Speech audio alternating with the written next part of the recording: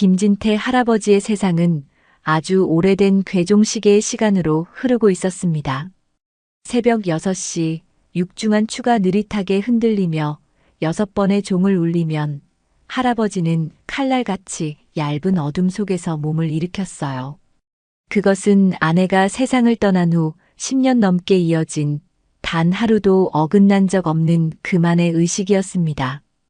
밤새 굳어진 허리를 두드리며 일어난 그의 첫 번째 일은 창문을 열어 묵직한 밤 공기를 걷어내는 것이었죠.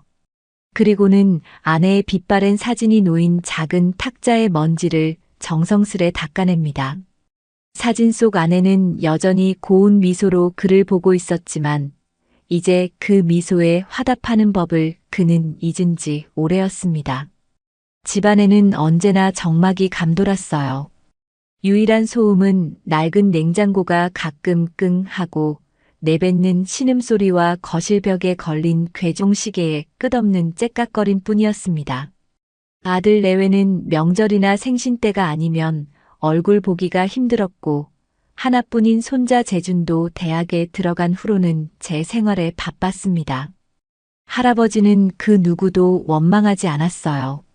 모두들 자기 삶을 사느라 바쁜 것이 세상의 이치라고 그는 스스로를 다독였습니다.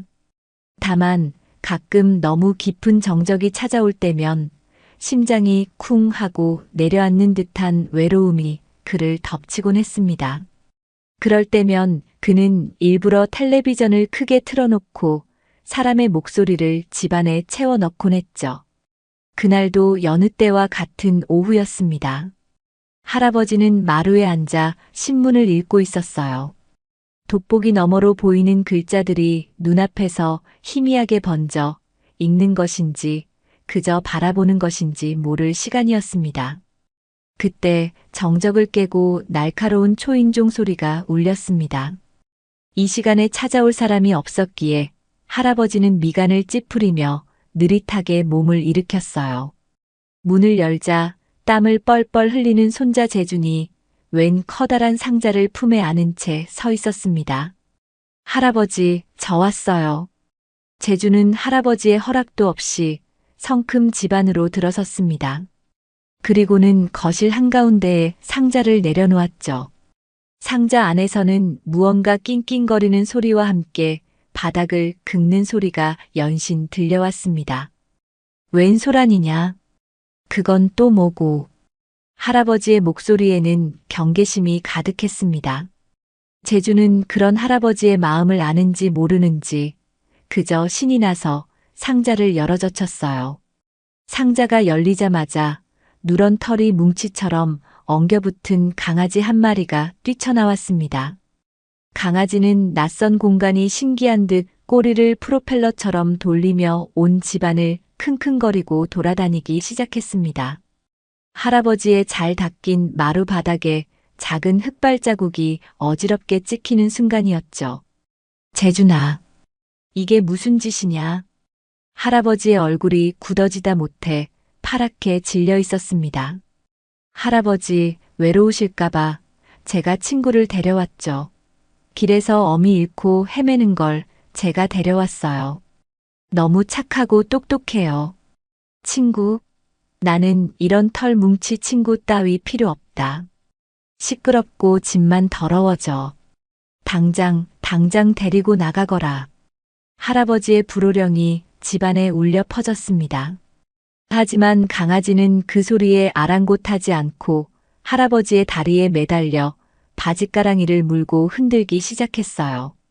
할아버지는 기겁하며 다리를 털어냈지만 강아지는 그저 즐거운 놀이라도 되는 양 더욱 신나게 매달렸습니다.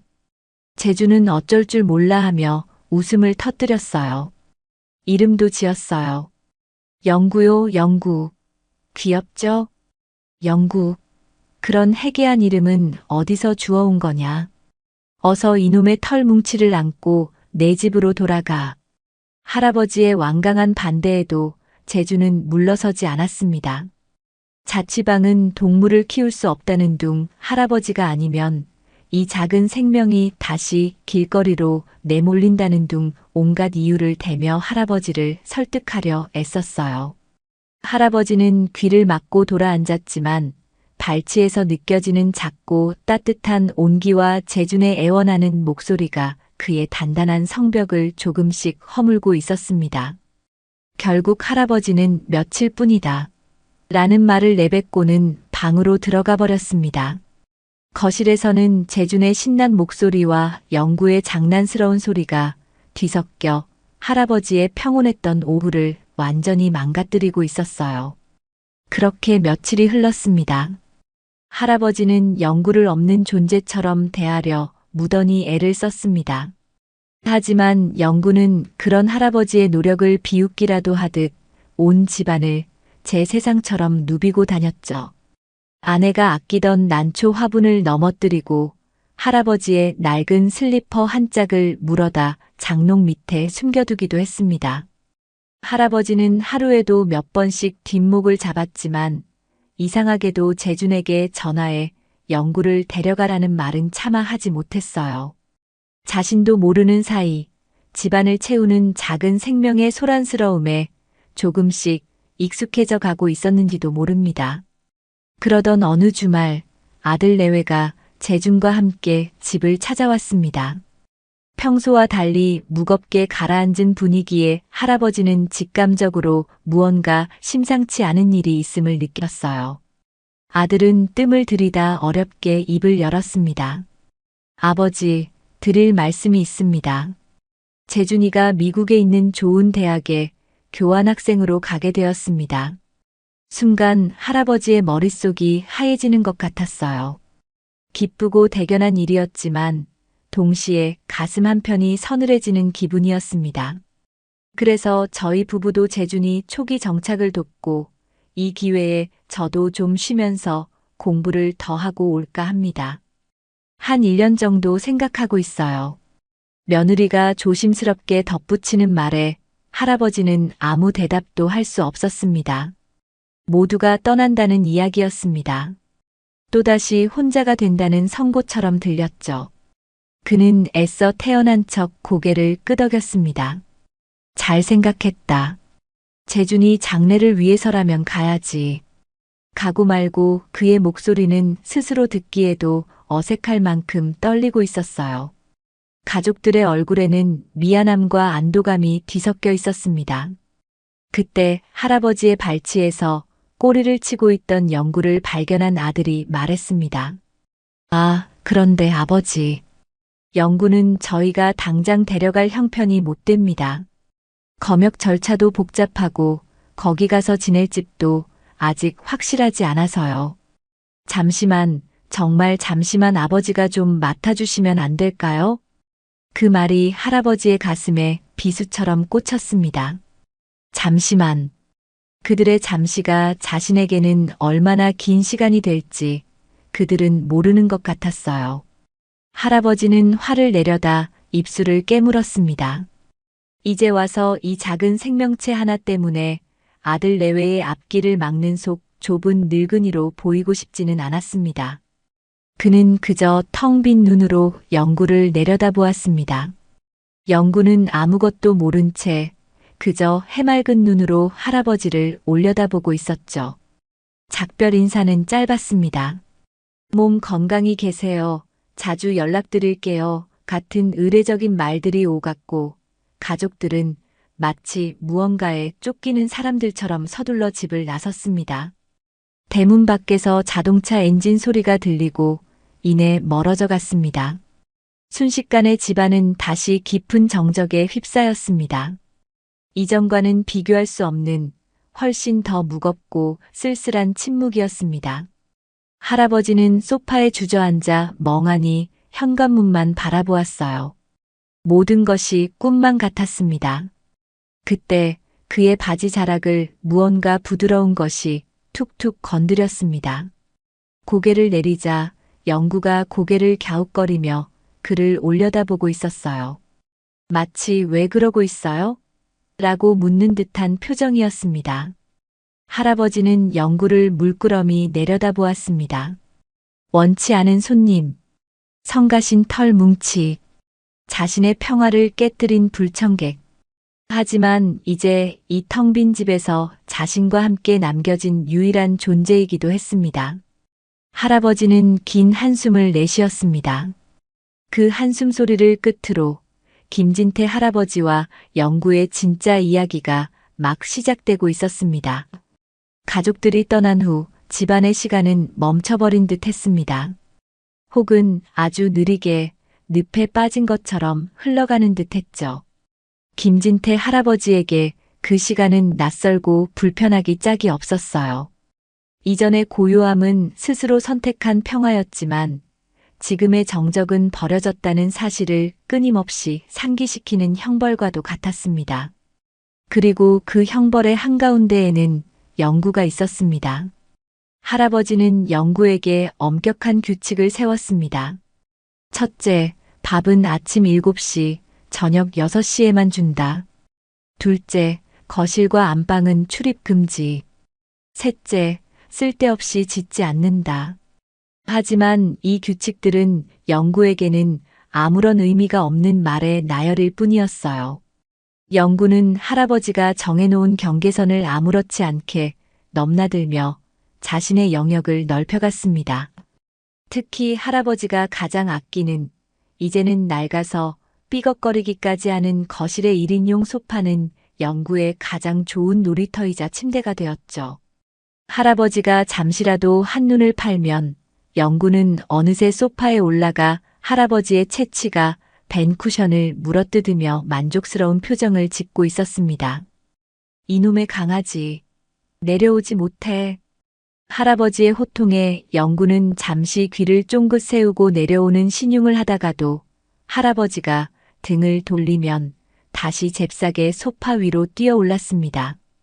그 모습이 어찌나 얄미운지 할아버지는 혈압이 오르는 것을 느끼며 뒷목을 잡는 일이 하루에도 수십 번이었습니다.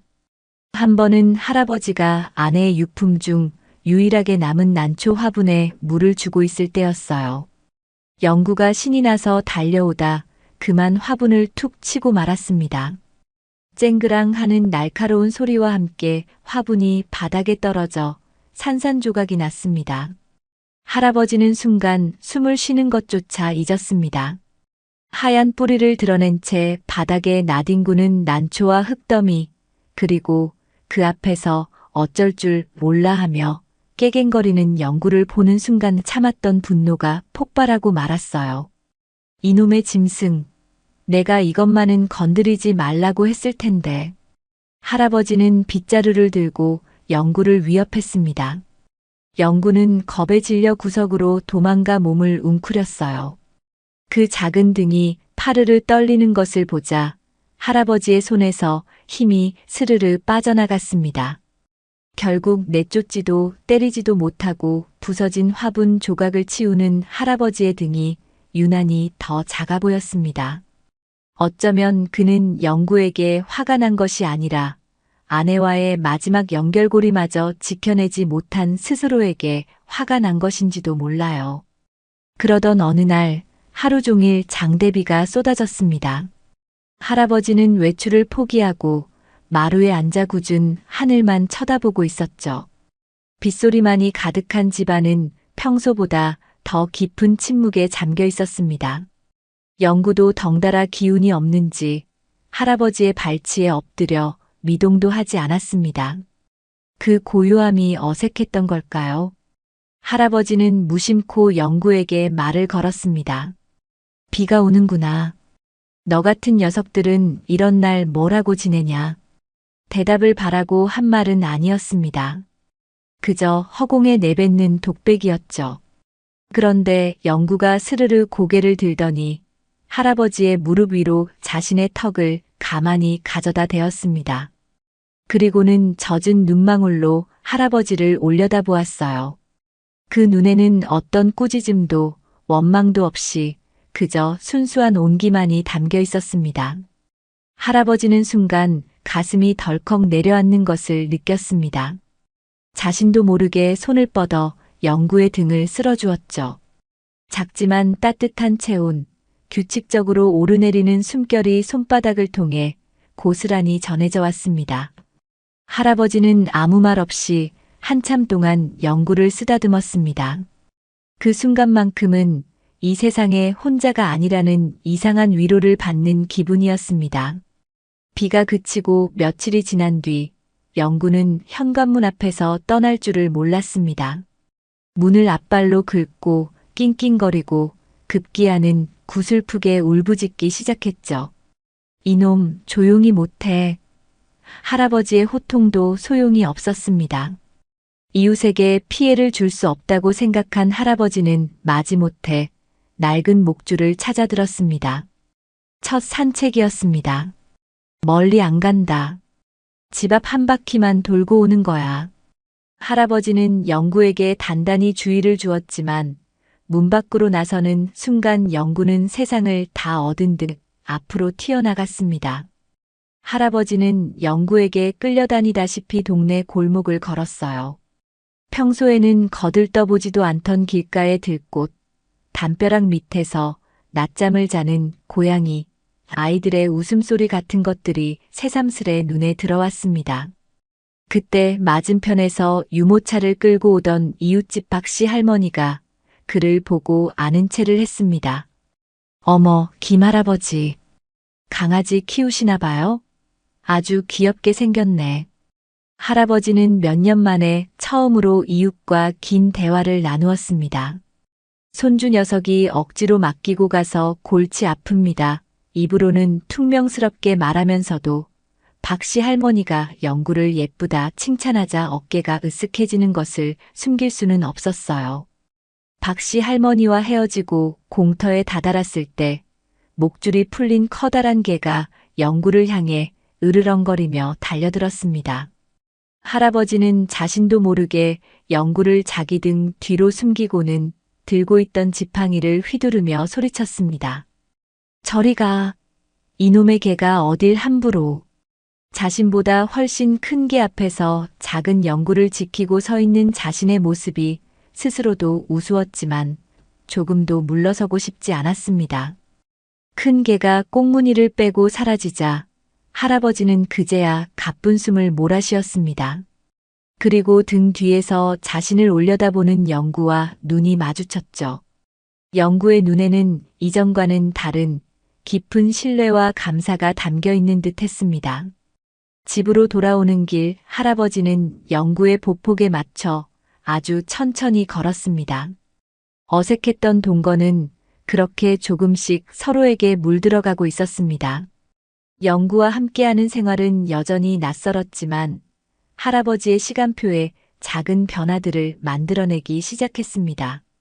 아침에 눈을 뜨면 사진 속 아내에게 인사하기 전에 발치에서 자고 있는 영구의 숨소리를 먼저 확인하게 되었어요. 신문을 읽을 때면 무릎 위로 파고드는 따뜻한 온기를 밀어내지 않게 되었고, 식사를 할 때는 식탁 밑에서 애처롭게 쳐다보는 눈망울을 외면하지 못하고 밥 한 덩이를 던져주기도 했습니다. 그 모든 것이 마지못해 하는 행동이었지만 그 마지못함 속에 아주 작은 애정이 싹트고 있음을 할아버지는 애써 외면하고 있었습니다. 늦가을의 햇살이 유난히 따스했던 어느 날 오후였습니다. 할아버지는 겨울을 나기 위한 김장거리를 사기 위해 시장에 갈 채비를 했어요.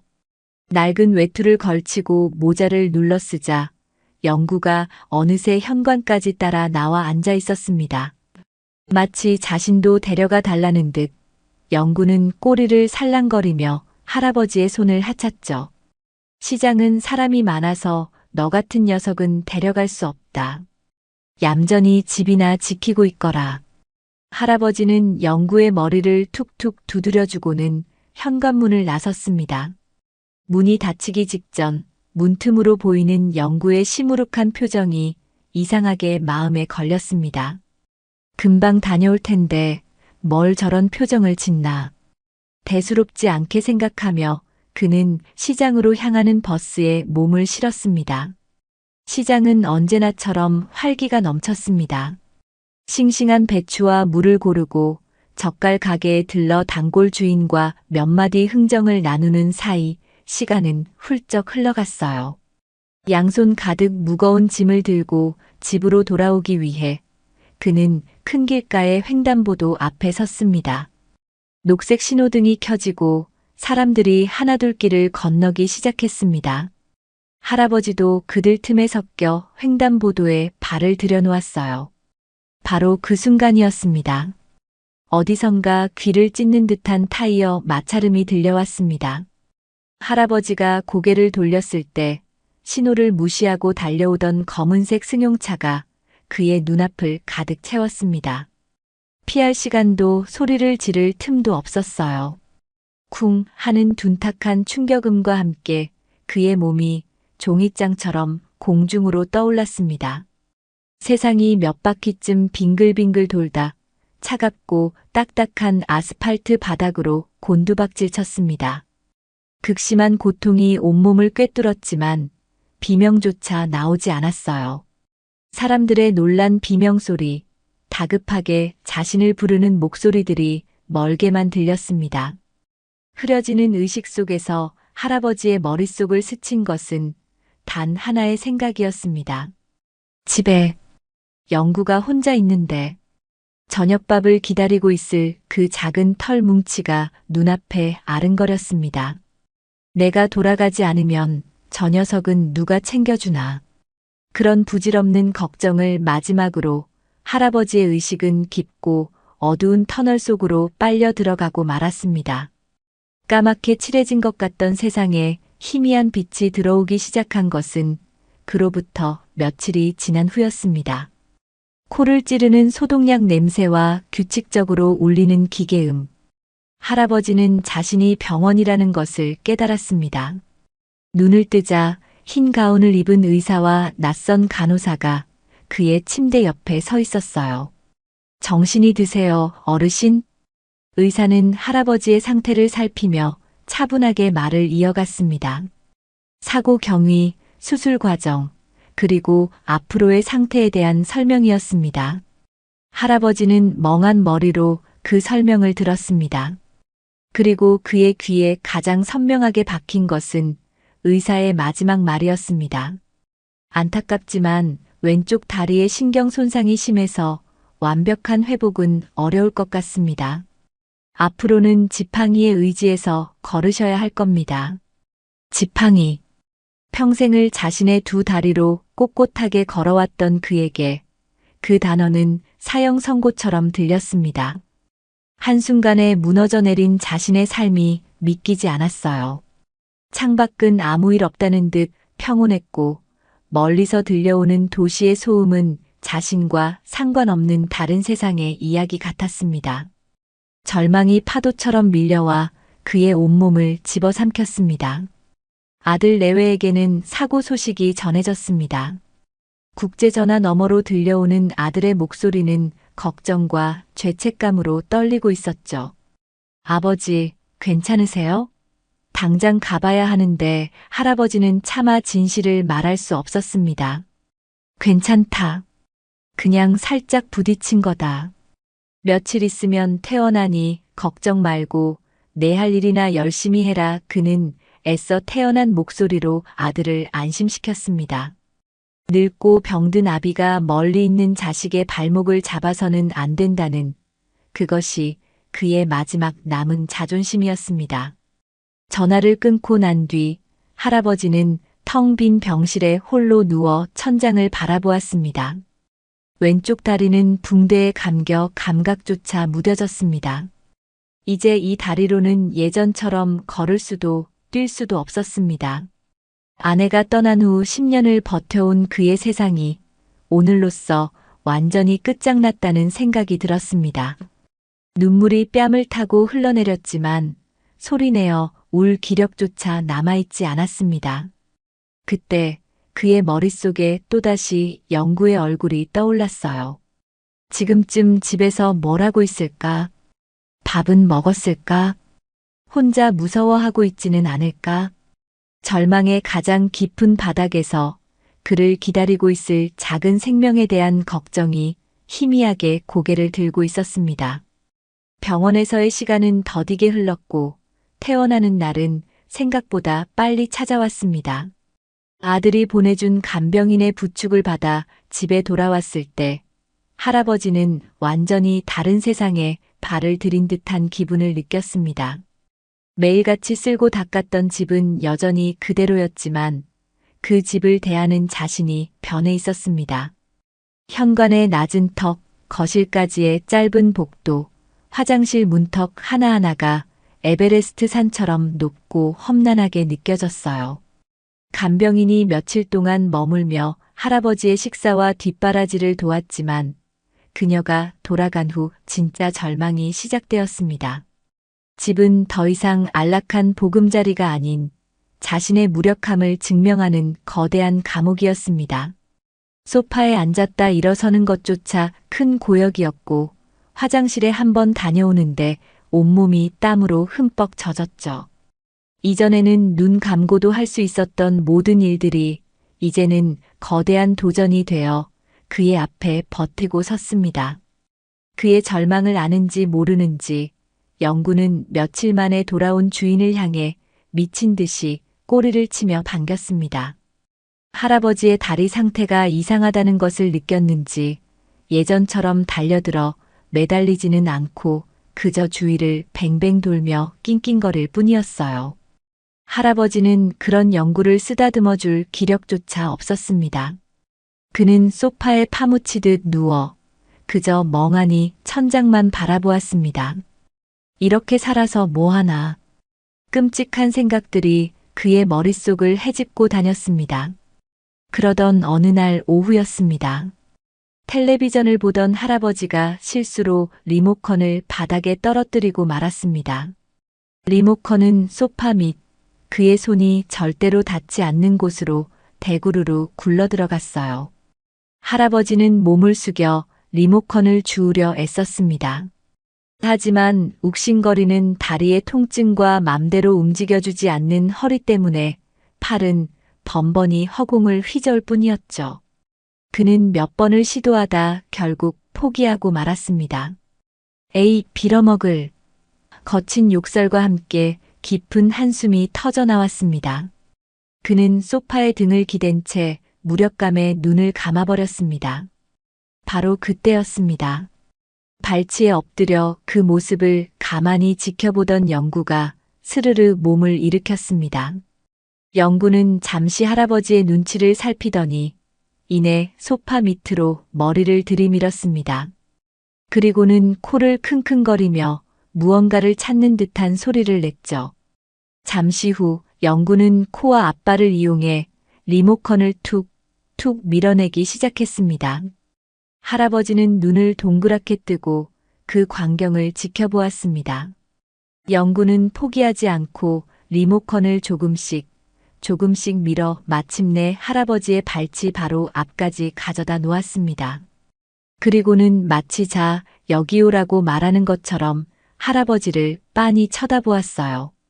할아버지는 자신의 눈을 의심했습니다. 이것은 우연이 아니었습니다. 영구는 명백히 자신의 어려움을 이해하고 그것을 해결해주기 위해 행동한 것이었습니다. 할아버지는 떨리는 손을 뻗어 리모컨을 집어들었습니다. 차가운 플라스틱의 감촉이 그 어떤 온기보다도 따뜻하게 느껴졌어요. 그는 아무 말 없이 영구의 머리를 쓰다듬었습니다. 영구는 기분이 좋은 듯 할아버지의 손바닥에 자신의 뺨을 부볐습니다. 그 순간 할아버지의 메마른 눈가에 뜨거운 것이 차오르는 것을 느꼈습니다. 그날 이후 할아버지의 세상은 조금씩 달라지기 시작했습니다. 그는 영구의 능력을 시험해보기로 마음먹었어요. 다음 날 아침 그는 일부러 신문을 읽다가 손에서 놓쳐 바닥에 떨어뜨렸습니다. 영구야, 신문 나직하게 말하자 영구는 잠시 갸웃거리더니 이내 신문을 입에 물고 할아버지의 무릎 위로 가져왔습니다. 신문에는 영구의 침자국이 선명하게 남았지만 할아버지는 그 어느 때보다 반듯한 글자를 읽는 기분이었습니다. 그는 계속해서 시도했습니다. 영구야, 안경 수건 좀 다오. 놀랍게도 영구는 몇 번의 시도 끝에 그 물건들을 구분해서 가져오기 시작했습니다. 마치 스펀지가 물을 빨아들이듯 영구는 할아버지의 말을 놀라운 속도로 이해하고 학습했어요. 할아버지의 절망으로 가득 찼던 집에 새로운 활기가 돌기 시작했습니다. 그는 더 이상 소파에 누워 무기력하게 시간을 보내지 않았습니다. 대신 영구에게 새로운 것을 가르치는 일에 몰두했죠. 영구가 물건을 제대로 가져왔을 때 그는 아이처럼 기뻐하며 영구를 칭찬했습니다. 옳지, 잘한다. 우리 영구 참 똑똑하구나. 그의 칭찬에 영구는 더욱 신이 나서 꼬리를 흔들었습니다. 할아버지에게 영구는 더 이상 성가신 털 뭉치가 아니었습니다. 그의 불편한 다리가 되어주고 닿지 않는 세상을 연결해주는 소중한 동반자가 되어가고 있었습니다. 감옥 같았던 집은 영구와 함께하는 새로운 세상의 시작점이 되었습니다. 절망의 잿더미 속에서 피어난 아주 작고 소중한 희망이었습니다. 할아버지의 집은 어느새 영구를 위한 작은 학교가 되었습니다. 거실은 교실이었고 할아버지는 세상에서 가장 열정적인 선생님이, 영구는 가장 영리한 학생이 되었죠. 할아버지의 하루는 영구를 가르치는 일로 시작해서 영구를 칭찬하는 일로 끝났습니다. 그는 이제 단순히 물건을 가져오게 하는 것을 넘어 훨씬 더 체계적인 훈련을 시작했습니다. 이건 신문. 신문이라고 하는 거다. 이건 네모난 안경. 안경. 그는 물건을 보여주며 명칭을 반복해서 들려주었고, 영구가 해당 물건에 코를 가져다 대거나 앞발로 건드리면 즉시 간식을 주며 칭찬했습니다. 영구의 학습 능력은 할아버지의 상상을 초월했어요. 며칠이 지나자 영구는 신문, 안경, 리모컨, 수건과 같은 단어들을 명확히 구분하기 시작했습니다. 할아버지가 영구야, 신문 가져오너라라고 말하면 영구는 더 이상 망설이지 않고 현관으로 달려가 신문을 물어왔습니다. 그 모습이 어찌나 대견하고 신기한지 할아버지는 다리의 통증도 잊은 채 웃음을 터뜨리는 일이 잦아졌습니다. 하지만 모든 사람이 이 기적 같은 변화를 좋게만 본 것은 아니었어요. 길 건너에 사는 박씨 할머니는 할아버지와 영구의 관계를 못마땅한 눈으로 지켜보는 사람 중 하나였습니다. 그녀는 본래 남의 일에 참견하기를 좋아하고 목소리가 큰 사람이었죠. 어느 날 할아버지가 마당에서 영구에게 막대기 가져오는 훈련을 시키고 있을 때 박씨 할머니가 담장 너머로 고개를 쑥 내밀며 말을 걸었습니다. 김할아버지, 요새 개하고만 이야기하고 사시나 봐. 그러다 사람 말하는 법도 잊어버리겠어. 그녀의 말에는 가시가 돋쳐 있었습니다. 할아버지는 기분이 상했지만 애써 표정을 감추고 대답했어요. 이 녀석이 제법 사람 말을 알아듣습니다. 알아들으면 얼마나 알아듣는다고. 걔는 개일 뿐이지. 시끄럽게 짖기나 하고 동네에 똥이나 싸고 다니고. 저번에 보니 김할아버지 집 앞에서 영구인지 뭔지 아는 개가 지저대서 낮잠을 다 설쳤다니까. 한 번만 더 그러면 구청에 민원 넣을 줄 알아요. 박씨 할머니는 일방적으로 자기 할 말만 쏟아내고는 휙 돌아서 가버렸습니다. 할아버지는 어이가 없었지만 몸이 불편한 처지의 이웃과 다툼을 벌이고 싶지는 않았어요. 그는 그저 묵묵히 영구의 등을 쓸어주며 씁쓸한 마음을 달랬습니다. 남들이 무엇라 하든 나만 알면 되지. 너의 가치를 나만 알면 되는 것이다. 할아버지는 그렇게 다짐하며 영구를 향한 애정을 더욱 굳건히 했습니다. 그러던 어느 날 박씨 할머니의 말이 얼마나 틀렸는지를 증명하는 사건이 일어났습니다. 그날은 유독 날씨가 굳었습니다. 비가 올 듯 하늘은 잔뜩 흐렸고 공기는 눅눅하고 무거웠죠. 이런 날이면 할아버지의 낡은 몸은 어김없이 신호를 보내왔습니다. 지병인 심장 질환 때문에 가슴이 답답하고 숨이 가빠오는 증상이 나타난 것입니다. 평소 같으면 상비약을 찾아 먹고 안정을 취하면 금방 가라앉았지만 그날은 유독 증세가 심했어요. 할아버지는 식은땀을 흘리며 소파에서 일어나 약이 있는 서랍장으로 향했습니다. 하지만 현기증이 심하게 일어 몸이 휘청했고 간신히 연 서랍장에서 약병을 꺼내려다 그만 손을 헛디뎌 약병을 바닥에 떨어뜨리고 말았습니다. 플라스틱 약병은 요란한 소리를 내며 서랍장 밑 깊숙한 곳으로 대구르르 굴러 들어가 버렸어요. 할아버지는 바닥에 주저앉아 서랍장 밑으로 팔을 뻗어보았지만 약병은 손끝에 닿지 않았습니다. 숨은 점점 더 가빠오고 눈앞이 아찔해졌습니다. 이러다 정말 큰일 나겠구나. 공포가 엄습했습니다. 그때 할아버지는 마지막 희망을 걸고 영구를 불렀습니다. 영구야, 영구야, 약 좀 가져와. 목소리는 거의 기어들어갈 듯 작았고 발음은 뭉개졌습니다. 하지만 영구는 주인의 절박함을 알아차렸습니다. 영구는 할아버지의 주변을 맴돌며 낑낑거리다가 할아버지가 가리키는 서랍장 밑으로 코를 박았습니다. 처음에는 익숙한 장난감이나 신문 냄새가 나지 않아 어리둥절해하는 듯 했어요. 하지만 할아버지가 계속해서 약하고 신음하자 영구는 다시 서랍장 밑을 파헤치기 시작했습니다.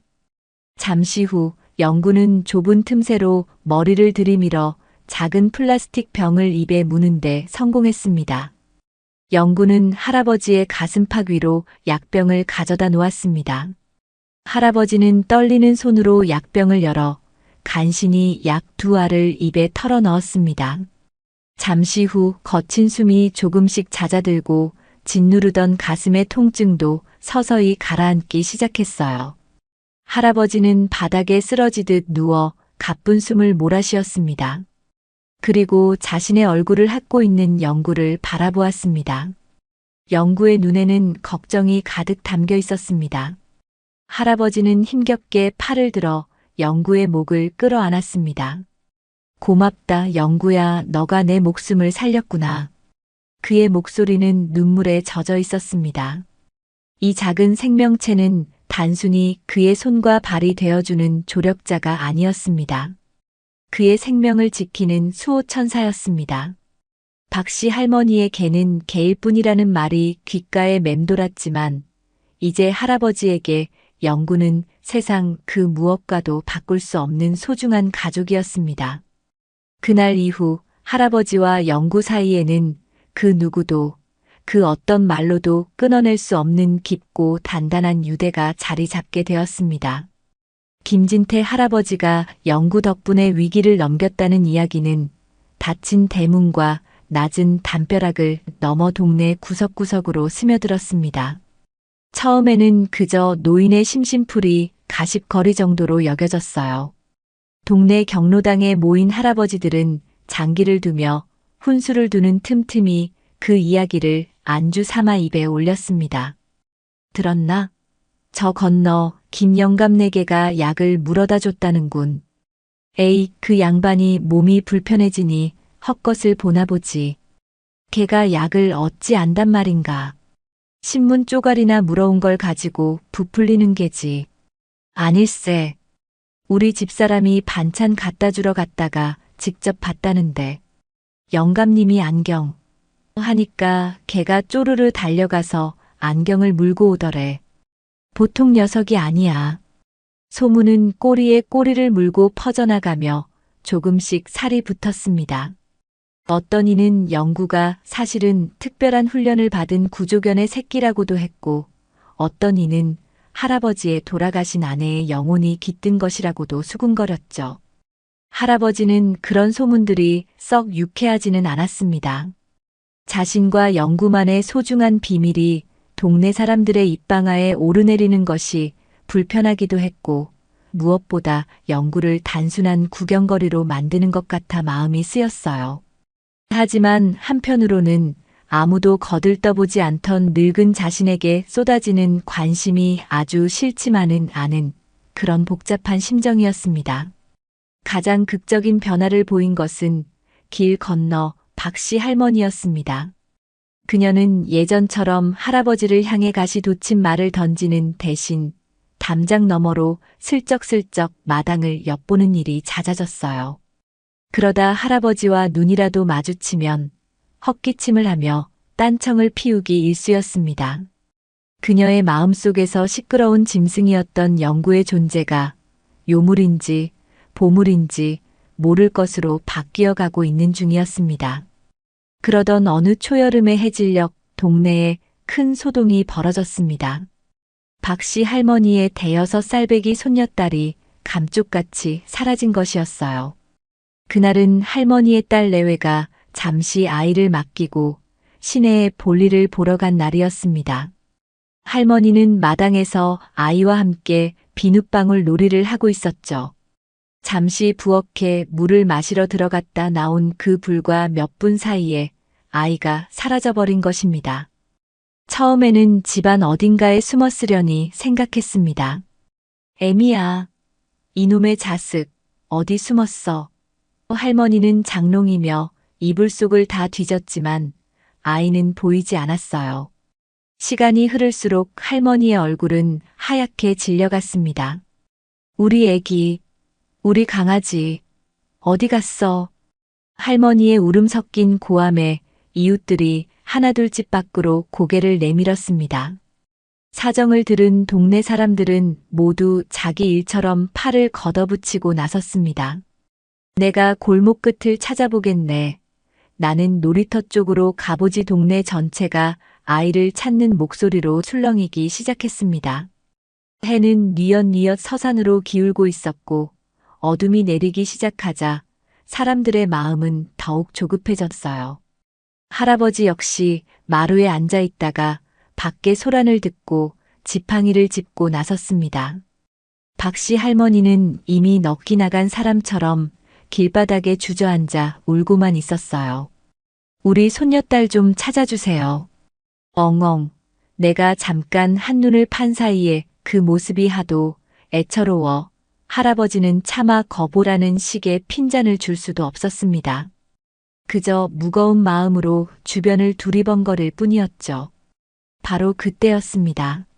할아버지의 다리 옆에 얌전히 앉아있던 영구의 귀가 쫑긋 서더니 코를 벌름거리며 공중의 냄새를 맡기 시작했습니다.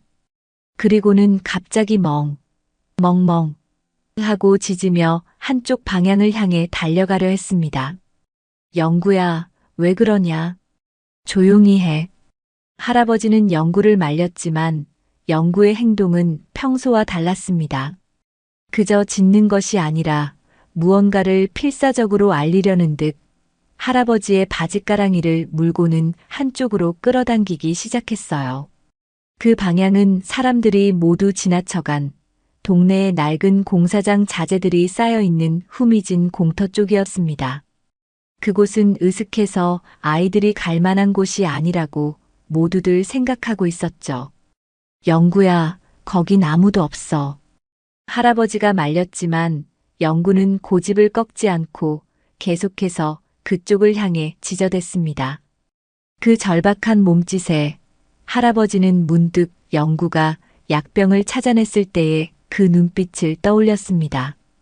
이것은 단순한 장난이 아니다. 무언가 이유가 있다. 할아버지는 지팡이를 고쳐 짚고는 영구를 따라 발걸음을 옮기기 시작했습니다. 김할아버지, 거긴 가볼 필요 없어요. 애가 그런데 갈 리가. 한 이웃이 말렸지만 할아버지는 이놈이 하도 성화를 부려서 한번 가보겠습니다라고 말하며 묵묵히 걸었습니다. 영구는 할아버지가 따라오는 것을 확인하고는 앞장서서 공터를 향해 달려갔습니다. 어둠이 내려앉은 공터는 스산한 분위기를 풍겼습니다. 녹슨 철근과 시멘트 포대, 버려진 목재들이 어지럽게 널려 있었어요. 영구는 그 자재 더미들 사이를 요리조리 파고들더니 가장 깊숙한 곳에 쌓인 낡은 합판 더미 앞에서 멈춰 섰습니다. 그리고는 그곳을 향해 더욱 크게 짖기 시작했습니다. 영구야, 그 안에 뭐가 있느냐?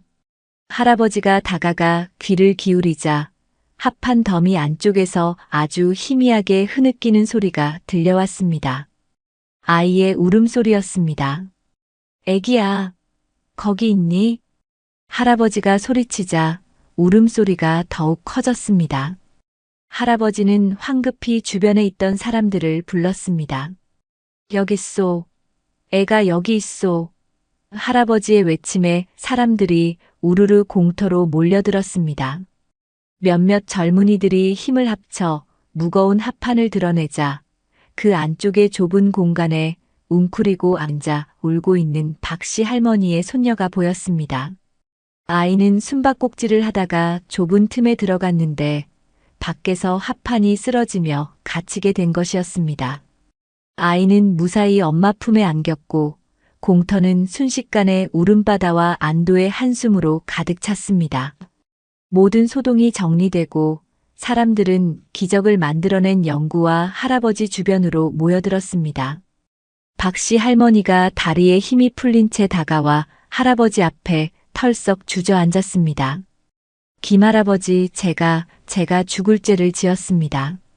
정말 감사합니다. 정말 고맙습니다. 그녀는 더 이상 말을 잇지 못하고 할아버지의 바짓가랑이를 붙잡고 오열했습니다. 그리고는 몸을 돌려 자신을 멀뚱히 쳐다보고 있는 영구의 앞에 무릎을 꿇었습니다. 고맙다, 영구야, 정말 고맙다. 이 은혜를 내가 어떻게 갚아야 할지 모르겠다. 할머니는 눈물 콧물이 범벅이 된 채로 영구의 머리를 쓰다듬었습니다. 영구는 어리둥절한 표정으로 그녀의 손길을 받다가 할아버지를 한번 쳐다보고는 할머니의 손등을 낼름 하차주었습니다. 그 순간 그 자리에 있던 모든 사람들은 보았습니다. 인간과 동물을 넘어선 생명을 구한 작은 영웅의 위대한 모습을 말입니다. 그날 이후 동네에서 영구는 더 이상 김할아버지네게가 아니었습니다. 모두의 자랑이자 동네를 지키는 작은 영웅으로 불리게 되었습니다. 할아버지는 지팡이에 몸을 의지한 채 자신을 보며 꼬리치는 영구를 자랑스러운 눈으로 바라보았습니다.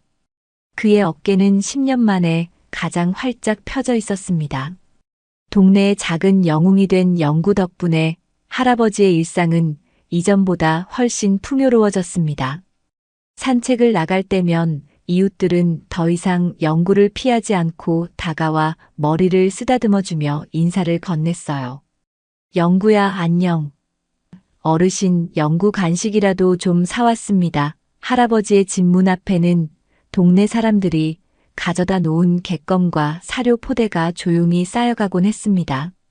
박씨 할머니는 아예 하루가 멀다 하고 갓 삶은 고기나 영양식을 들고 찾아와 영구의 안부를 물었습니다. 할아버지는 입으로는 이런 거 안 가져와도 됩니다라고 퉁명스럽게 말하면서도 입가에 번지는 미소를 감출 수는 없었습니다. 세상과 단절되었던 그의 삶에 영구라는 존재가 따뜻한 다리를 놓아주고 있는 셈이었죠. 하지만 사람들과의 관계가 회복되고 일상이 활기를 찾았다고 해서 할아버지의 몸과 마음에 새겨진 상처가 모두 사라진 것은 아니었습니다. 특히 비가 오거나 날씨가 궂은 날이면 사고를 당한 왼쪽 다리는 어김없이 지독한 통증을 호소하며 그의 존재감을 일깨웠습니다.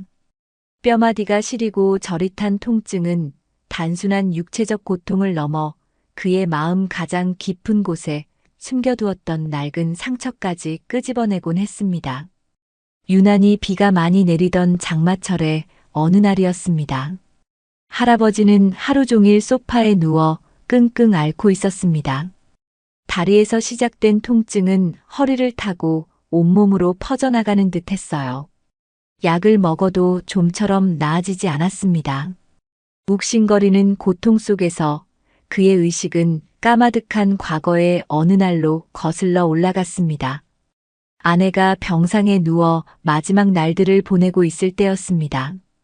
아내 역시 비가 오는 날이면 온몸이 쑤신다며 밤새 잠을 이루지 못하곤 했죠. 그는 아내의 곁에서 아픈 다리를 주물러주는 것 외에는 아무것도 해줄 수 없었습니다. 여보, 미안하오. 나 때문에 당신이 고생이 많구려. 아내는 오히려 자신의 손을 잡으며 미안해하는 남편을 위로했습니다. 그때의 무력감, 사랑하는 사람의 고통을 빤히 지켜볼 수밖에 없었던 그 지독한 절망감이 다리의 통증과 함께 되살아나 할아버지를 덮쳤습니다. 결국 나는 아무것도 할 수 없는 늙은이에 불과해. 그의 입에서 탄식과 함께 자기 혐오 섞인 독백이 흘러나왔습니다. 할아버지의 신음소리를 들은 영구가 걱정스러운 듯 다가와 그의 얼굴을 핥기 시작했습니다. 그런데 그 따뜻한 혀의 감촉이 그 순간만큼은 참을 수 없는 위선처럼 느껴졌어요. 자신의 무력함을 확인시켜주는 증거처럼 느껴졌습니다. 저리 가란 말이야. 할아버지는 자신도 모르게 손을 휘저어 영구를 거칠게 밀쳐냈습니다. 영구는 깽 하는 비명을 지르며 바닥으로 나뒹굴었습니다. 그리고는 겁에 질린 눈으로 난생 처음 보는 주인의 낯선 모습에 충격을 받은 듯 뒷걸음질 쳤습니다. 할아버지는 고통과 분노에 찬 눈으로 영구를 쏘아보았습니다. 다 소용없어. 너 따위가 뭘 안다고. 그의 가슴 속 응어리가 영문도 모르는 영구에게 상처가 되어 쏟아져 나온 순간이었습니다. 영구는 할아버지의 서슬 퍼런 모습에 완전히 겁을 먹은 듯 보였습니다. 하지만 영구는 꼬리를 감춘 채 집 밖으로 도망가지 않았습니다. 대신 할아버지의 손이 닿지 않는 방문 바로 앞에서 몸을 웅크리고 엎드렸어요. 그리고는 아주 작은 소리로 낑낑거리기 시작했습니다. 그 소리는 마치 주인님, 왜 그러세요? 제가 뭘 잘못했나요?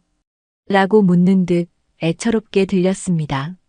할아버지는 영구를 무시하고 돌아 누웠지만 귓가에 맴도는 영구의 낮은 울음소리는 그의 신경을 계속해서 파고들었습니다. 시간이 얼마나 흘렀을까요?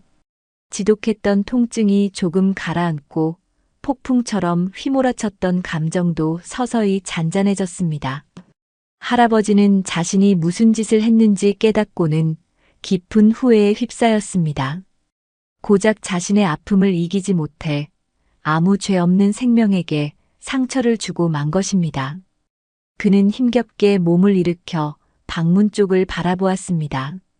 영구는 여전히 그 자리에 그 자세 그대로 엎드려 있었습니다. 자신에게 거부당하고 상처받았음에도 불구하고 주인의 곁을 떠나지 않고 묵묵히 그 자리를 지키고 있었던 것입니다. 그 변함없는 충성심 앞에 할아버지의 단단했던 마음의 벽이 완전히 허물어져 내렸습니다. 그는 지팡이를 짚고 절뚝거리며 영구에게 다가갔습니다. 그리고는 영구의 앞에 주저앉아 거칠어진 손으로 영구의 머리를 쓰다듬었습니다. 영구야, 할애비가 잘못했다. 내가 미안하다. 그의 목소리는 심하게 잠겨 있었습니다. 영구는 그제야 안심한 듯 할아버지의 손등을 핫고 그의 품에 파고들었습니다. 할아버지는 영구를 끌어안고 한참 동안 흐느꼈습니다. 과거의 상처는 여전히 아팠지만 이제 그 상처를 보듬어주는 작고 따뜻한 위로가 곁에 있음을 그는 온몸으로 느끼고 있었습니다. 며칠 뒤 미국에 있는 손자 재준에게서 영상 통화가 걸려왔습니다. 할아버지는 언제나처럼 애써 밝은 목소리로 전화를 받았어요.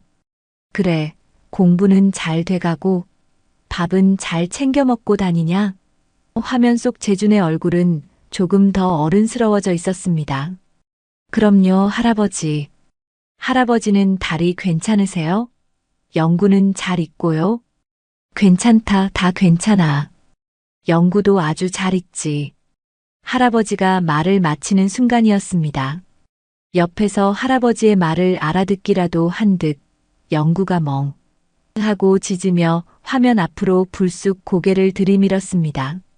재주는 화면 가득 보이는 영구의 얼굴에 반가워하며 웃음을 터뜨렸어요. 바로 그때 할아버지가 탁자 위에 놓아둔 약을 먹을 시간이라는 것을 깜빡한 것을 깨달았습니다. 아차, 약 먹을 시간이네. 할아버지가 혼잣말을 하자 영구가 기다렸다는 듯이 달려가 서랍장 위에 놓인 약봉지를 물어왔습니다. 그리고는 할아버지의 무릎 위에 약봉지를 툭 내려놓았죠. 화면 너머로 그 모든 광경을 지켜보고 있던 재준의 얼굴이 순식간에 굳어졌습니다. 그는 이전까지 할아버지의 다리가 그저 조금 불편한 수준이라고만 생각하고 있었습니다. 하지만 약까지 가져다 줄 정도로 심각한 상태일 줄은 꿈에도 몰랐던 것입니다. 할아버지 다리 그렇게 안 좋으셨어요? 왜 말씀 안 하셨어요? 재준의 목소리가 떨려왔고 눈시울이 붉어졌습니다. 할아버지는 손자의 걱정스러운 얼굴을 보며 더 이상 괜찮다는 거짓말을 할 수가 없었습니다. 그는 그저 씁쓸하게 웃으며 영구의 등을 쓰다듬을 뿐이었죠. 이 녀석 아니었으면 할애비는 벌써 큰일 났을지도 모른다. 그리고는 처음으로 아들도 며느리도 아닌 손자에게 자신의 진심을 털어놓았습니다. 영구 덕분에 할애비가 살아. 재준아, 내가 아주 큰 효도를 한 게다. 화면 속 재준은 아무 말도 하지 못하고 눈물만 뚝뚝 흘렸습니다. 자신이 철없이 데려왔던 작은 강아지가 이제는 사랑하는 할아버지의 생명을 지키는 수호천사가 되어 있다는 사실을 깨달은 것입니다. 할아버지는 그런 손자를 보며 조용히 미소 지었습니다. 과거의 상처는 현재 위로로 치유되고 있었고 그 중심에는 언제나처럼 영구가 있었습니다. 초여름의 장마와 무더위가 지나가고 계절은 어느덧 스산한 바람이 부는 겨울의 문턱으로 들어서고 있었습니다. 할아버지의 낡은 단독주택은 여름에는 찜통이었고 겨울에는 냉골이었습니다. 특히 밤이 되면 외풍이 심해 웬만큼 보일러를 떼지 않고서는 한기를 느끼기 일쑤였죠. 할아버지는 해가 지기 무섭게 두꺼운 내복을 껴입고 양말을 2겹씩 신으며 다가올 밤의 추위에 대비하곤 했습니다. 영구는 그런 할아버지의 곁에 꼭 붙어 자신의 체온으로 온기를 보탰습니다. 그러던 어느 날 밤 기상예보에도 없던 기록적인 한파가 갑자기 찾아왔습니다. 밤이 깊어질수록 바람 소리는 더욱 거세졌고 창문은 금방이라도 깨질 것처럼 덜컹거렸어요. 할아버지는 보일러 온도를 최대한 높이고 두꺼운 이불을 목까지 끌어당긴 채 잠자리에 들었습니다. 영구도 추위를 느꼈는지 이불 속으로 파고들어 할아버지의 다리 옆에 동그랗게 몸을 말고 잠이 들었죠. 얼마나 지났을까요? 할아버지는 살을 애는 듯한 한기에 잠에서 깨어났습니다. 온몸에 소름이 돋고 이가 딱딱 부딪힐 정도의 추위였어요. 이상한 느낌에 더듬더듬 벽에 붙은 보일러 조절기를 만져보았지만 액정은 까맣게 꺼져 아무런 반응이 없었습니다. 10년 넘게 사용한 낡은 보일러가 하필이면 가장 추운 날 밤에 수명을 다하고 만 것이었습니다. 이런. 할아버지는 탄식을 내뱉으며 몸을 일으키려 했지만 몸이 생각대로 움직여주지 않았습니다. 추위 때문에 근육은 뻣뻣하게 굳었고 지병인 다리의 통증은 칼로 쑤시는 듯 극심해졌습니다. 집안의 온도는 급격하게 떨어지고 있었습니다. 이대로 있다가는 저체온증으로 큰일을 당할 수도 있다는 공포가 엄습했어요. 어떻게든 도움을 청해야 했습니다. 그는 안간힘을 써서 머리맡에 놓아둔 휴대폰을 향해 손을 뻗었습니다. 하지만 굳어버린 손가락은 힘이 들어가지 않았고 그의 손끝에 간신히 닿았던 휴대폰은 툭 하는 소리와 함께 바닥으로 떨어져 침대 밑가장 깊숙한 곳으로 미끄러져 들어가 버렸습니다. 절망적인 상황이었습니다. 밖은 매서운 바람이 울부짖는 한겨울의 새벽 자신은 꼼짝달싹할 수 없는 늙고 병든 노인, 유일한 희망이었던 휴대폰은 손이 닿지 않는 곳에 있었습니다. 이제 끝이구나. 할아버지는 모든 것을 포기하고 눈을 감았습니다.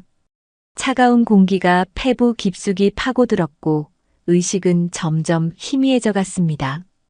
바로 그 순간 이불 속에서 부스럭거리며 나온 영구가 그의 얼굴을 미친 듯이 핥기 시작했습니다. 주인의 상태가 심상치 않음을 본능적으로 느낀 것입니다. 영구의 따뜻하고 축축한 혀의 감촉에 할아버지의 꺼져가던 의식의 불씨가 희미하게 되살아났습니다. 영구 그래, 영구가 있었지. 할아버지는 마지막 남은 힘을 모두 쥐어짰습니다. 그리고는 거의 들리지 않을 만큼 작은 목소리로 하지만 온 힘을 다해 속삭였습니다. 영구야, 전화기 좀. 그의 목소리는 갈라지고 끊겼지만 그 안에 담긴 절박함은 영구에게 고스란히 전달되었습니다. 영구는 주인의 말을 이해하려는 듯 잠시 고개를 갸웃거리다 할아버지의 시선이 향하는 침대 밑을 쳐다보았습니다. 그리고는 할아버지가 이전에 무언가를 떨어뜨렸을 때 했던 행동들을 기억해냈습니다. 영구는 망설이지 않고 침대 밑의 어둠 속으로 몸을 밀어 넣었습니다. 먼지가 자욱한 그곳은 영구가 들어가기에도 비좁은 공간이었습니다. 영구는 코를 킁킁거리며 주인의 채취와 낯선 기계 냄새가 뒤섞인 물건을 필사적으로 찾기 시작했습니다. 할아버지의 의식은 다시 흐려지고 있었고 영구의 움직임만이 유일한 희망이었습니다. 몇 번의 헛발질 끝에 마침내 영구의 코끝에 차갑고 딱딱한 물체가 닿았습니다. 휴대폰이었습니다. 하지만 찾아내는 것과 꺼내는 것은 다른 문제였습니다. 영구는 휴대폰을 입에 물려 했지만 미끄러워 번번이 놓치고 말았어요. 시간은 흐르고 할아버지의 숨소리는 점점 더 약해지고 있었습니다. 다급해진 영구는 방법을 바꿨습니다. 이전의 리모컨 때처럼 코와 앞발을 이용해 휴대폰을 낑낑거리며 밀어내기 시작했습니다. 먼지를 뒤집어 쓴 채 영구는 포기하지 않고 조금씩, 아주 조금씩 휴대폰을 침대 밖으로 밀어냈습니다. 마침내 휴대폰이 침대 밖으로 완전히 모습을 드러냈습니다. 영구는 그것을 다시 밀어 할아버지의 가슴팍 위까지 가져다 놓았습니다. 그리고는 주인이 깨어나길 바라는 듯 그의 뺨을 계속해서 하찼습니다. 영구의 필사적인 노력에 겨우 정신을 차린 할아버지는 눈앞에 놓인 휴대폰을 발견했습니다. 그는 떨리는 손으로 간신히 휴대폰을 집어들었습니다. 손가락이 굳어 번호를 누를 수도 없었지만 다행히 화면에는 긴급전화 버튼이 선명하게 보였습니다. 할아버지는 온 힘을 다해 그 버튼을 눌렀습니다. 여보세요, 119 구조사람 살려주시오. 그 말을 마지막으로 할아버지는 완전히 의식을 잃고 말았습니다.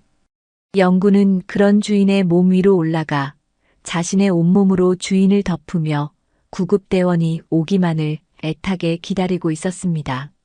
할아버지의 희미한 목소리를 수화기 너머로 들은 119 상황실은 즉시 출동 명령을 내렸습니다. 몇 분 지나지 않아 고요한 새벽의 골목길은 요란한 사이렌 소리와 번쩍이는 경광등 불빛으로 가득 찼습니다. 구급대원들은 굳게 잠긴 대문을 부수고 집 안으로 진입했어요. 냉골처럼 차가운 집안 공기에 대원들의 얼굴이 굳어졌습니다. 그들은 곧장 안방으로 향했고 그곳에서 믿을 수 없는 광경을 목격하게 됩니다. 의식을 잃고 창백하게 질린 채 쓰러져 있는 할아버지. 그리고 그 위에는 누런 털 뭉치 강아지 한 마리가 몸을 바짝 엎드려 있었습니다. 마치 자신의 미약한 체온으로라도 주인을 지키려는 듯 강아지는 할아버지의 몸을 필사적으로 덮고 있었죠. 구급대원들이 다가가자 영구는 처음에는 경계하며 낮게 으르렁거렸습니다. 하지만 그들이 할아버지를 해치려는 것이 아니라 도우려는 것임을 깨닫자 순순히 몸을 비켜주며 걱정스러운 눈으로 그 모든 과정을 지켜보았습니다. 어르신, 정신 차리세요. 구급대원들은 신속하게 응급처치를 시작했습니다. 체온 유지를 위해 담요를 덮고 산소 마스크를 씌웠습니다. 한 대원은 밖으로 나가 상황을 설명했고 다른 대원은 할아버지의 상태를 계속해서 체크했어요. 소란에 잠이 깬 이웃들이 하나둘 집으로 몰려들었고 그 중에는 박씨 할머니도 있었습니다. 그녀는 창백하게 실려나가는 할아버지의 모습과 그 뒤를 따르며 애처롭게 낑낑거리는 영구를 보고는 두 손을 모아 기도를 올렸습니다. 부디 무사하셔야 합니다. 할아버지는 병원으로 긴급 이송되었고 저체온증과 지병 악화로 위독한 상태였지만 다행히 목숨을 건졌습니다. 의사는 조금만 늦었더라면 정말 위험했을 것이라며 혀를 내둘렀죠. 어르신을 살린 건 어쩌면 그 강아지일지도 모르겠습니다. 의사의 말에 연락을 받고 병원으로 달려온 동네 사람들은 모두 숙연해졌습니다. 이 소식은 즉시 미국에 있는 아들 내외에게도 전해졌습니다. 아들은 더 이상 아버지가 괜찮다는 말을 믿지 않았습니다. 수화기 너머로 들려오는 아들의 목소리는 후회와 자책감으로 심하게 떨리고 있었어요. 아버지, 죄송해요. 저희가 다 잘못했어요. 당장 아들은 말을 잇지 못했습니다. 그들은 즉시 할아버지의 집 보일러를 최신형으로 교체하는 공사를 예약했고 24시간 상주하며 할아버지를 돌볼 전문 간병인을 수소문하기 시작했습니다. 그들이 할 수 있는 모든 물질적인 조치를 취했지만 그것이 아버지 곁을 지키지 못했다는 죄책감을 덜어주지는 못했습니다. 며칠 후 할아버지는 일반 병실로 옮겨져 의식을 회복했습니다. 눈을 뜨자마자 그가 찾은 것은 아들도 손자도 아닌 영구였습니다. 영구는 우리 영구는 어디 있소? 그의 첫마디에 병실을 지키던 박씨 할머니가 눈물을 훔치며 대답했습니다. 걱정 마세요. 영구는 저희 집에서 제가 잘 돌보고 있습니다. 밥도 잘 먹고 아주 얌전히 할아버지만 기다리고 있어요. 할아버지는 그제야 안도의 한숨을 내쉬었습니다. 며칠 동안 병원에 입원해 있는 동안 그의 머릿속은 온통 영구 생각뿐이었습니다. 혼자 낯선 집에 가서 무서워하지는 않을까? 밥은 잘 먹고 있을까? 자신을 원망하고 있지는 않을까? 할아버지가 태어나던 날 병원 앞에는 작은 환영 인파가 모여 있었습니다. 박씨 할머니와 동네 사람들이었죠. 그리고 그들 사이에는 할아버지를 발견하고 목줄이 끊어져라 달려오고 싶어 하는 영구가 있었습니다. 할아버지가 차에서 내리자 박씨 할머니는 잡고 있던 목줄을 놓아주었습니다. 영구는 총알처럼 달려와 할아버지의 품에 안겼습니다. 할아버지는 지팡이를 놓친 채 그 자리에 주저앉아 영구를 끌어안았습니다. 영구는 할아버지의 얼굴을 핥고 꼬리를 치고 온몸으로 반가움을 표현했습니다.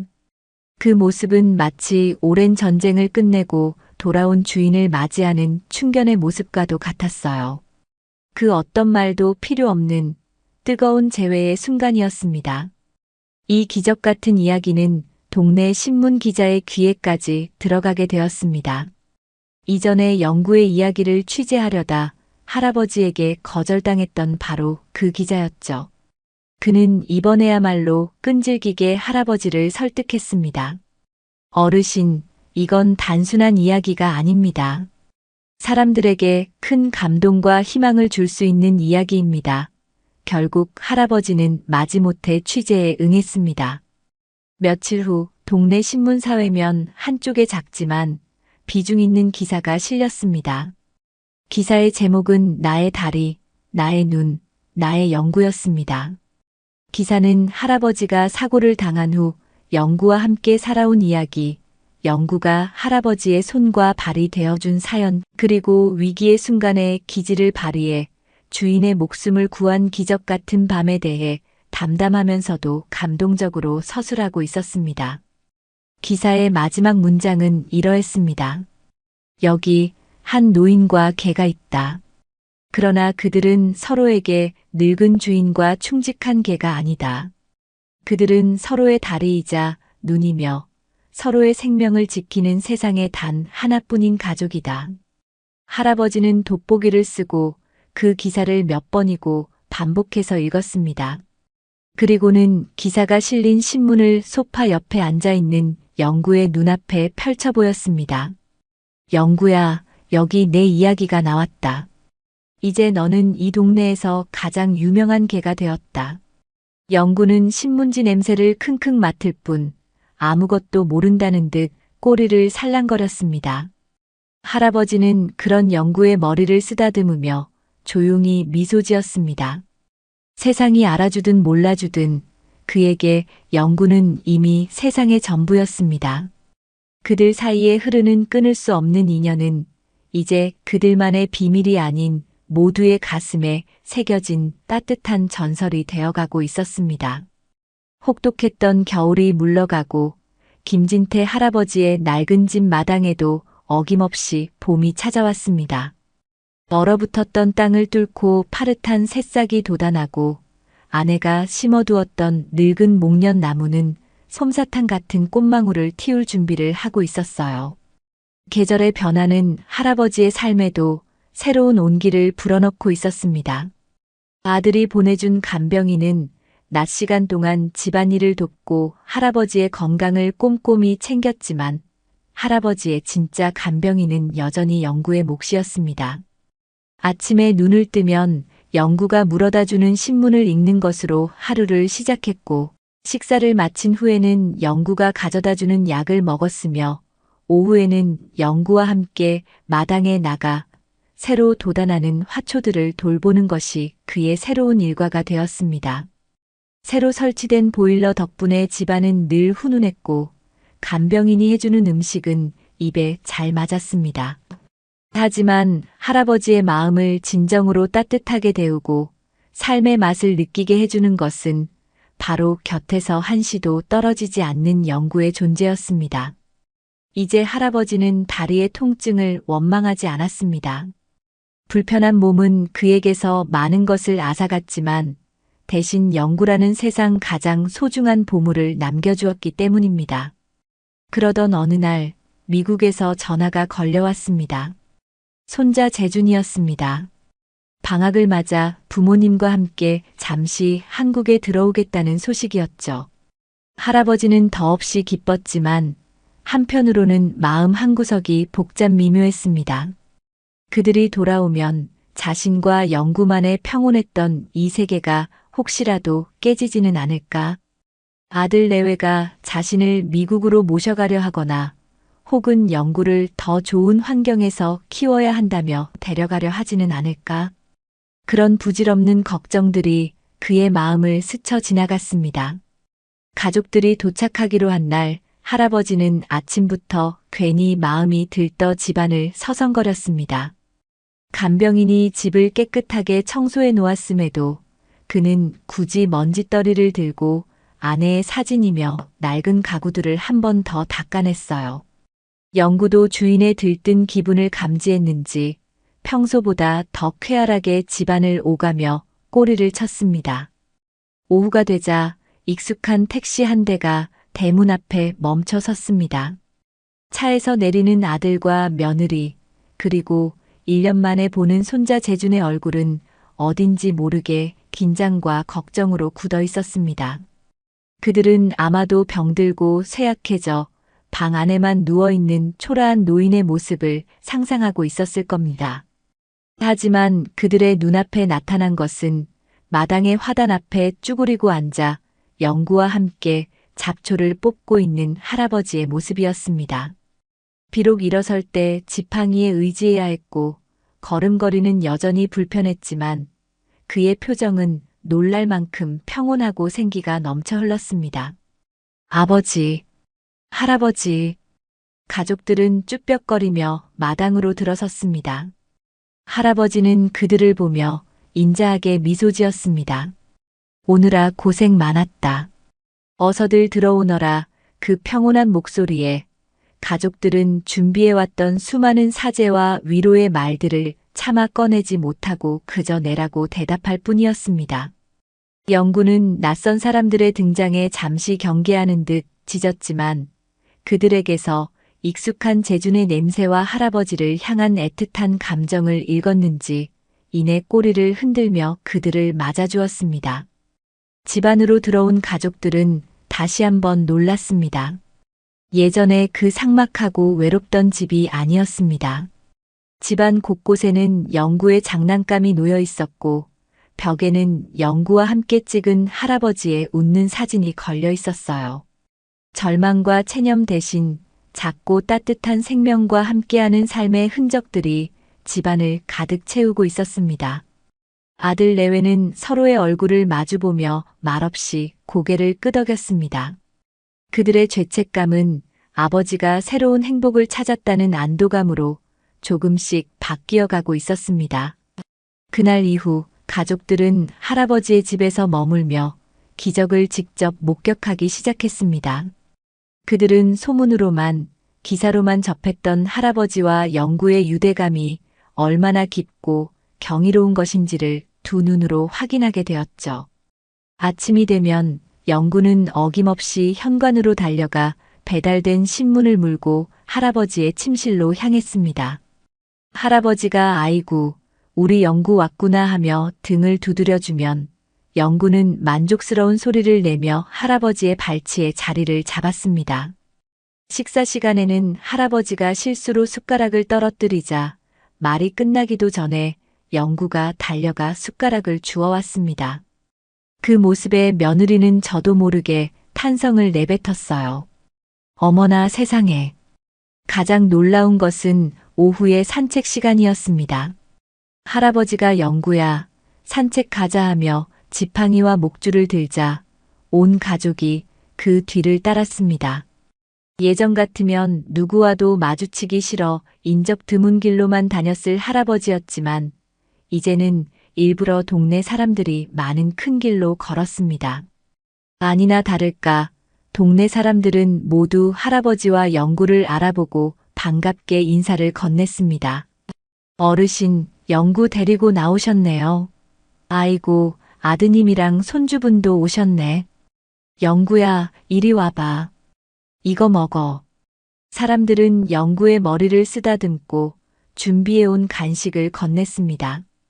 특히 박씨 할머니는 영구를 보자마자 버선발로 뛰어나와 우리 은인 오셨네. 우리 강아지. 하며 영구를 끌어안았습니다. 할아버지는 그런 이웃들의 환대에 허허, 이놈이 저보다 인기가 더 많습니다라며 사람 좋은 웃음을 지어 보였습니다. 아들 내외와 재주는 그저 입을 벌린 채 아버지가 동네 중심에서 이웃들과 스스럼 없이 어울리는 믿을 수 없는 광경을 바라볼 뿐이었습니다. 그날 밤 재주는 잠 못 이루고 마루에 앉아있는 할아버지에게 다가갔습니다. 할아버지, 안 주무세요? 오냐, 너도 잠이 안 오느냐. 두 사람 사이에는 잠시 침묵이 흘렀습니다. 재주는 어렵게 입을 열었습니다. 할아버지 죄송해요.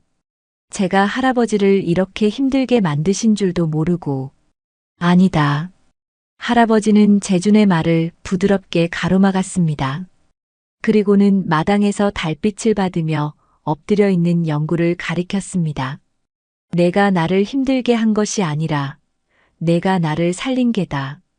저 녀석이 없었더라면 나는 아직도 저기 저 방구석에 누워 세월만 탓하는 고집불통 늙은이로 살고 있었을 게다. 아니, 어쩌면 이 세상에 없을지도 모르지.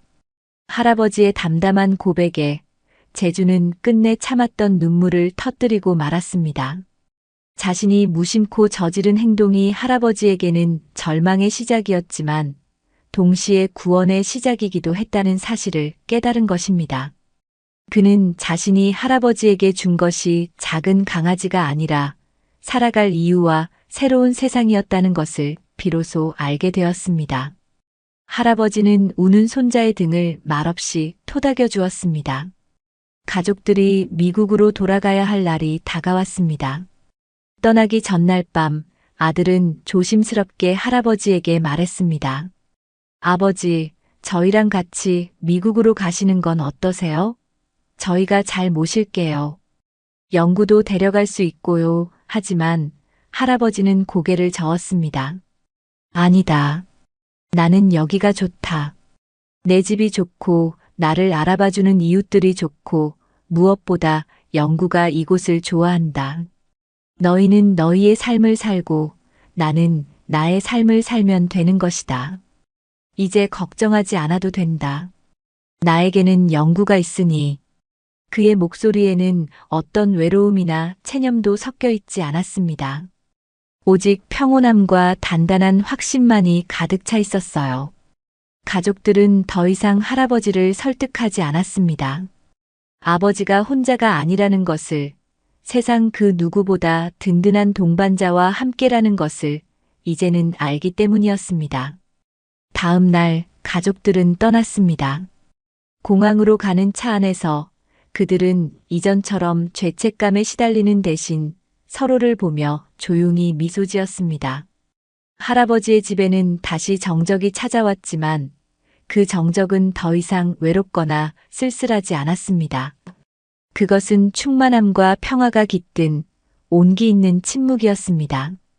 그날 오후 마당의 목련나무가 마침내 하얀 꽃을 활짝 피워냈습니다. 할아버지는 툇마루에 앉아 부드러운 솔로 영구의 털을 빗겨주고 있었습니다. 따스한 봄 햇살이 할아버지의 하얀 머리카락과 영구의 누런 털 위로 고르게 쏟아져 내렸습니다. 영구는 할아버지의 손길이 기분 좋은 듯 눈을 가늘게 뜨고 가르랑거리는 소리를 냈습니다. 할아버지는 엉킨 털을 조심스럽게 풀어주며 나직이 영구에게 말을 걸었습니다. 마치 세상에서 가장 중요한 비밀을 털어놓는 사람처럼 아주 다정한 목소리였습니다. 영구야. 영구가 고개를 들어 할아버지를 바라보았습니다. 그 까만 눈동자에는 할아버지의 얼굴과 그 뒤로 펼쳐진 파란 봄 하늘과 하얗게 피어난 목련꽃이 모두 담겨 있었습니다. 너 없으면 이제 할애비는 아무것도 못한다. 그것은 자신의 나약함에 대한 한탄이나 체념이 아니었습니다.